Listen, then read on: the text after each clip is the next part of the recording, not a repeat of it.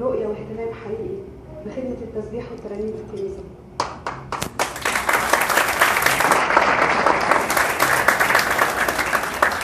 مش بس فكرة انهم بيعرضوا الخدمة، لكن في اهتمام وحرص ان لما يكون في عمل بيتقدم او بيتعمل يكون عمل له قيمة وليه ثقل وليه أهمية، بيكون فعلا مفيد للناس وعمل باقي. فأنا بحييكم على التوجه ده، وأتمنى إن ده يكون توجه كل الكنائس مش بس في إسبانيا، حتى في كل دول الدنيا. وعلى وجه الخصوص حابة أشكر جدا للناس اللي تعبت في الألبوم ده. فأول حد حابة أقول له شكرا قدس أبونا ميخائيل.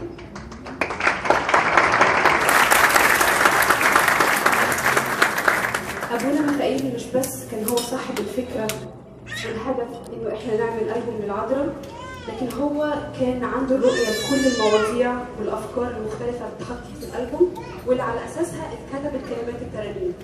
فإذا هتلاقوا تنوع مختلف وأفكار جديدة لأول مرة بتطرح، فده الفضل لرؤية قدس أبونا ميخائيل.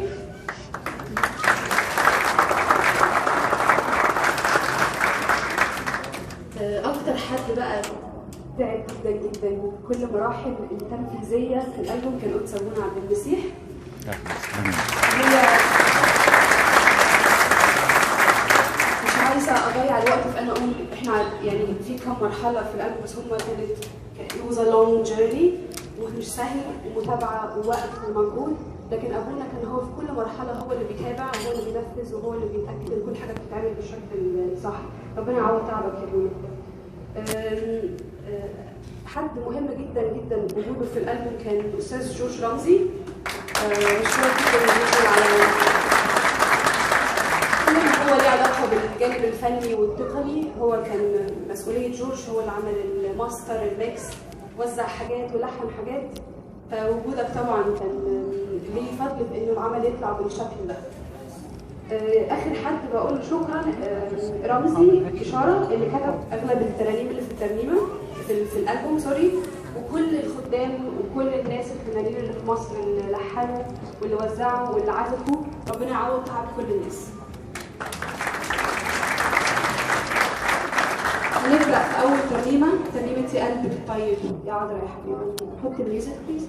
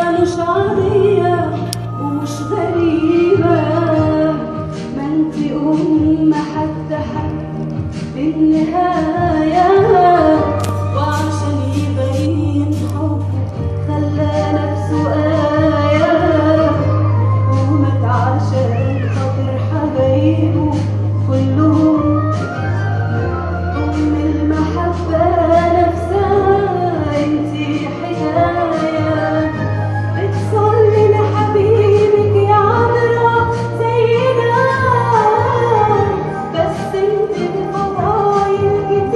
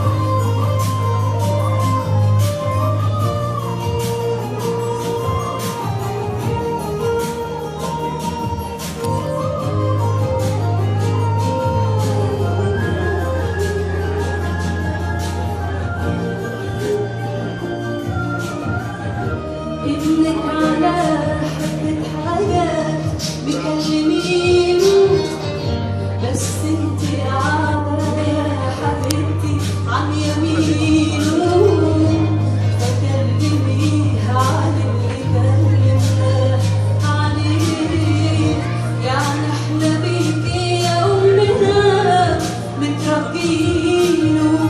أصل الدرجات في السماء مترتبة، وانتي يا عطرة عن الملايكة قريبة، ومكرمة ومؤكدة ومعصمة.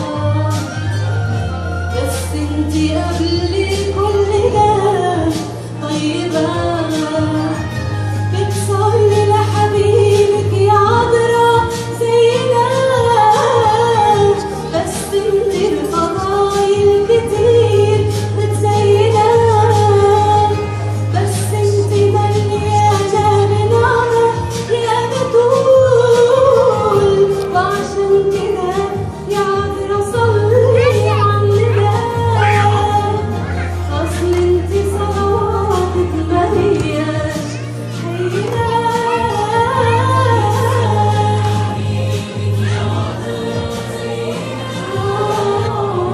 بس انتي بفضايل كتير متزينة،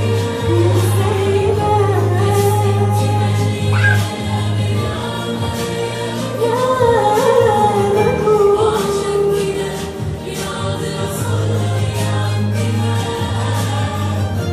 أصل انتي صلواتك ما هياش هينة.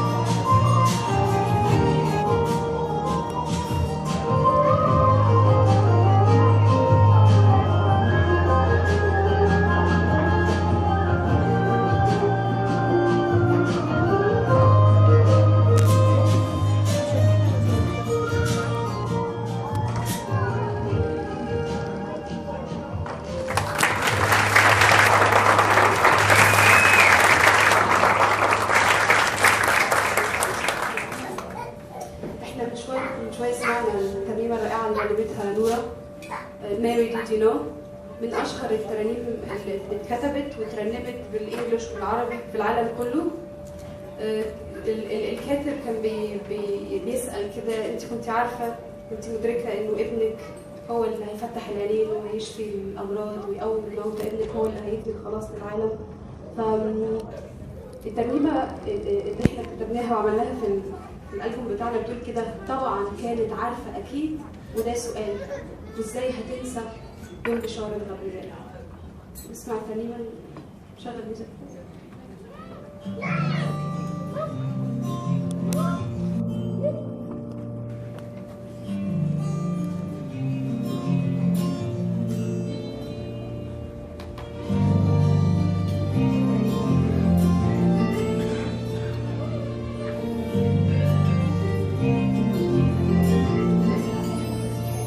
طبعا كانت عارفة أكيد، وده سؤال، ازاي هتنسى يوم بشارة غبرياء. عارفة إن طفلها اللي نام في حضنها، وكتير قوي كانت تشيله في حجرها. ده مش مجرد طفل عادي، متفكرة كل الأمور في قلبها، وده شيء يقيني مش مجرد احتمال، وده شيء يعوز معونة من فوق واحتمال. عارفة إنه جاي عشان يخلص الخطاة، ومفيش نجاة غير بس للتبعين خطاة. عارفة إنه جاي عشان يخلص الخطاة، ومفيش نجاة غير بس للتبعين خطاة. وعشان كده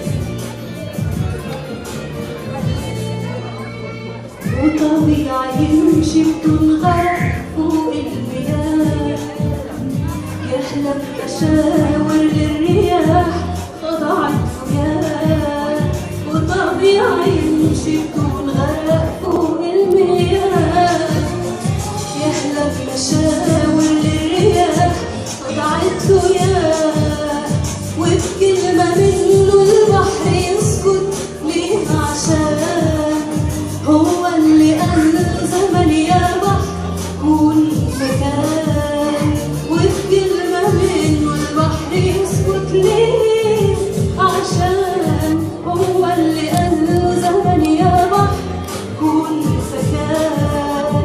العمي شافوا العرج مشيوا معجزات في كل حتة، السم سمعوا واللي مات بكلمة منه ردوا تاني للحياة، وما كانش عنده أي شيء أبدا محال.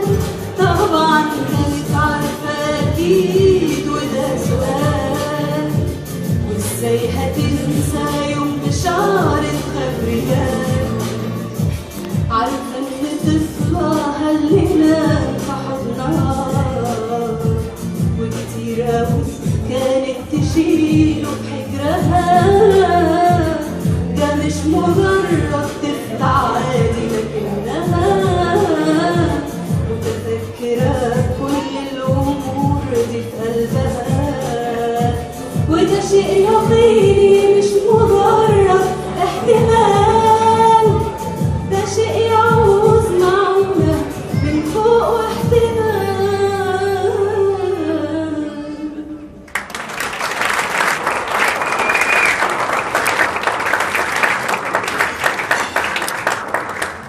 كلمات الترنيمة اللي جاية بتقول كده: اللي بكلمة قدرته حامل كل الأشياء، انت حملتيه وعشان كده متسمية سماء، انت لوحدك معجزة أصلا، أم وعذراء، أم الكلمة المتجسد فادي البشرية.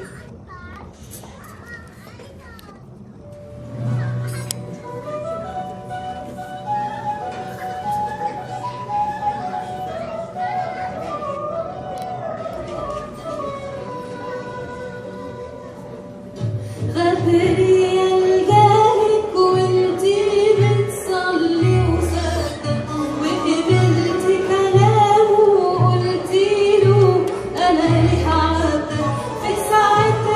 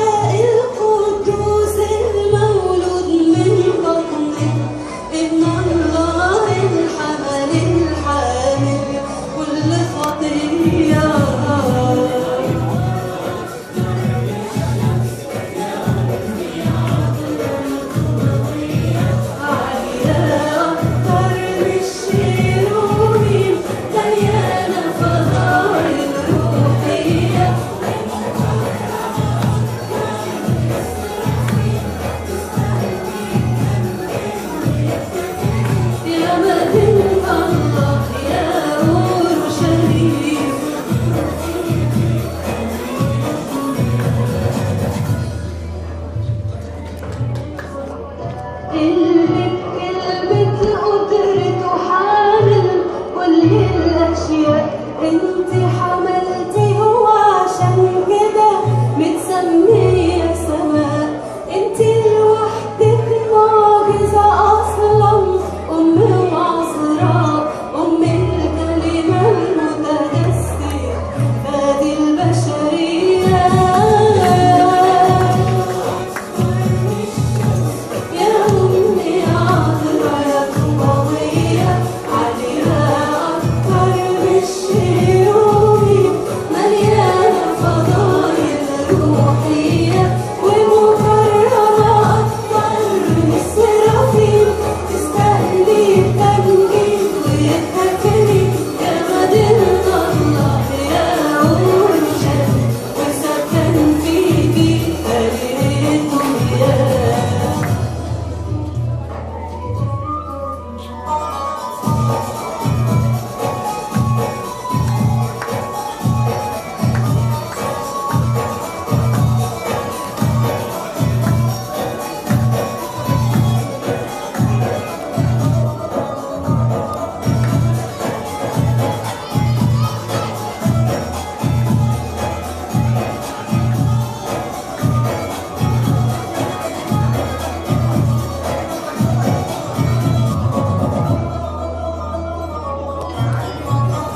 بميلادك ليسوع السما بالأرض وصلتي، والأعلى الدرجات يا مريم انت وصلتي. والحاجة اللي انت عملتيها اتبركت بيكي، مثلا عشان انت بتول شرفتي البتولية. أكتر من الشمس يا أمي عذراء يا قوية، عليها أكتر من الشيوخ، مليانة فضايل روحية ومكرمة أكتر من السرافيل. تستاهلي التمجيد والتكريم يا مدينة الله يا أورشليم، وسكن فيكي خليل الدنيا، وسكن فيكي خليل الدنيا.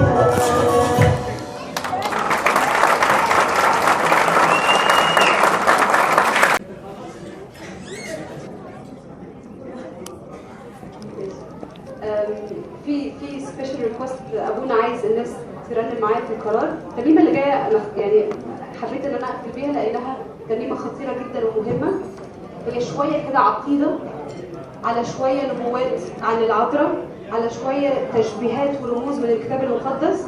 لكن رغم ان الفكره دي صعبه، فكره انك تحط عقيده وتحط نبوات ورموز في ترنيمه، لكن الشكل اللي طلعت بيه قبل كده سهل وبسيط ويوصل لكل الناس. القرار بتاعها لحنه سهل جدا وبسيط. الكلام هيبقى موجود على السكرين، لو اذا حبيتوا وحسيتوا ان انتوا عايزين ترنموا وتقولوا الكلام ده بليز رنموا معانا.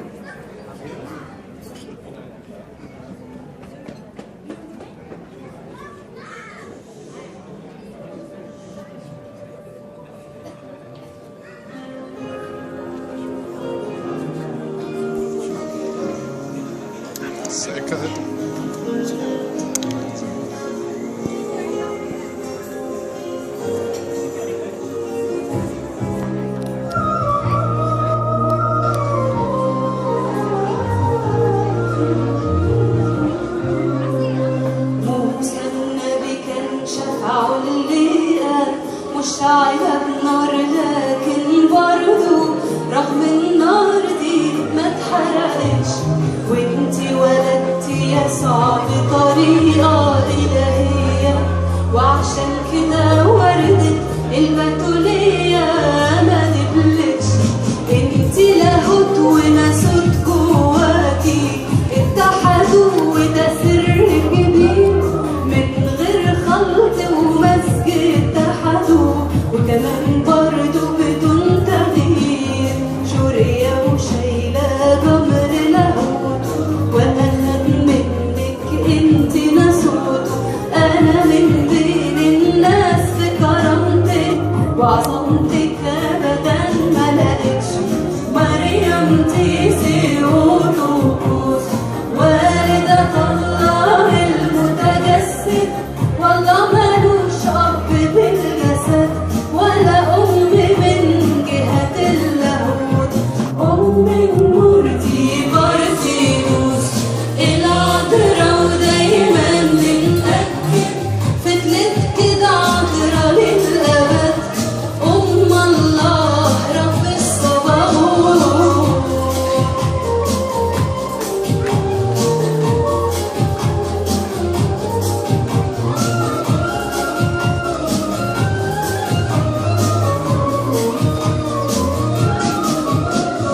اقبل